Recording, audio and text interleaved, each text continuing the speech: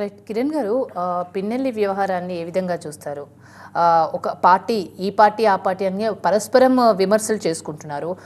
రామకృష్ణారెడ్డికి June 5 వరకు హైకోర్టులో ఊరట లభించింది. దీనిపై మీ రియాక్షన్ ఏంటి? మేడం, ఫస్ట్ నుంచి పిన్నెల్లి గారు ఆయన వ్యవహార శైలి అంతా కూడా ఒక రౌడీ టైప్లో చేయటం మనం ఇంతకుముందు చాలా ఇన్సిడెంట్స్ కూడా చూసామండి.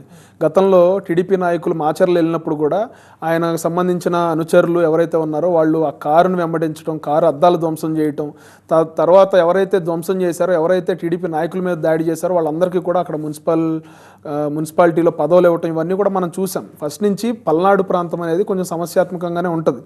కానీ డైరెక్ట్ ఒక ఎమ్మెల్యే స్థాయి వ్యక్తి ఈవీఎంను పగలగొట్టేయటం అంటే అది వాళ్ళకి ఎలక్షన్ వ్యవస్థ మీద ఎంత గౌరవం ఉంది, అధికారుల మీద ఎంత గౌరవం ఉంది, రాజ్యాంగం మీద ఎంత గౌరవం ఉంది అనేది ఇక్కడ చాలా క్లియర్ కట్గా తెలుస్తూ ఉందండి.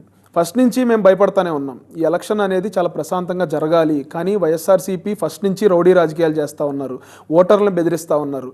ఇంతకుముందు ఎలక్షన్లో డబ్బులు తీసుకుని మా పార్టీకి ఓటేయండి అని అడగటం చూసాం. కానీ ఈ ఎలక్షన్లో విభిన్నంగా డబ్బులు తీసుకుని ఓటేయమాకండి, డబ్బులు తీసుకుని మీరు ఇంటికి వెళ్ళిపోండి అని చెప్పి బూతుల్లో నుంచున్న వాళ్ళని కూడా వీళ్ళు ప్రలోభ పెట్టడం స్వయంగా నేను చూశానండి. సో ఒక రకమైన రౌడీ రాజకీయం లేకపోతే బెదిరింపు రాజకీయం చేసి చివరికి ఈవీఎం పగలగొట్టేదాకా వచ్చారంటే ఖచ్చితంగా ఎలక్షన్ కమిషన్ వాళ్ళ మీద యాక్షన్ తీసుకోవాలి. వాళ్ళు జూన్ 5 దాకా ఏదో ఎగ్జామ్షన్ ఇమ్మని ఏదో కోర్టు ఏదో చెప్పినట్టుగా తెలిసింది. ఖచ్చితంగా దాని తర్వాత అయినా కూడా పూర్తి స్థాయి విచారణ చేయాలి. ఘటన జరిగి ఇన్ని రోజులైనా కూడా అది ఇంత లేటుగా బయటకు వచ్చింది అనేది కొంచెం ఆందోళన కలిగిస్తూ ఉందండి.